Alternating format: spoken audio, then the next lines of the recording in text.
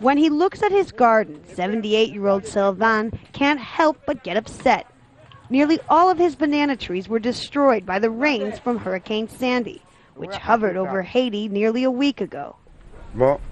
The storm hit. It made a lot of noise and there was a lot of water for several days. I took a bucket to try and clear it out. With his crops destroyed, he now worries he won't have enough to eat or feed his family. And he is not alone. Thousands of families living along the southern coast in Haiti have lost their crops, which they depend on to survive. More than 70% of crops were destroyed in the south, according to officials. And for most people, it's either too late or too expensive to replant. Now that the water levels are finally coming down, aid groups are able to get access to these communities, many of which struggled with food security long before Hurricane Sandy and could be facing a looming crisis in the coming weeks ahead. Sylvain's wife, Madeline, lines up with more than 150 families to get rations of beans and flour, a lifeline to get them through the next 14 days.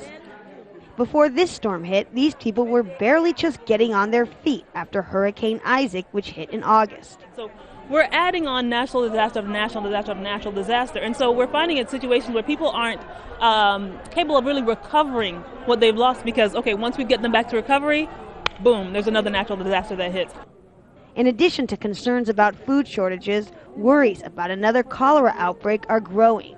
In this local clinic, doctors have seen more than 150 cases of cholera just in the last week. Flooding and mudslides claimed 54 lives in Haiti in the aftermath of Hurricane Sandy, the highest number of deaths in the Caribbean. Deforestation, poverty, lack of infrastructure, and unstable governments make Haiti one of the most vulnerable countries in the world to natural disasters. Back home, Sylvain and his wife share their supplies with their neighbors, who, like them, have lost everything. Only foreigners and God can help us now. Like many here, he is grateful for the help, but unsure of his future. Rachel Levin, Al Jazeera, Haiti.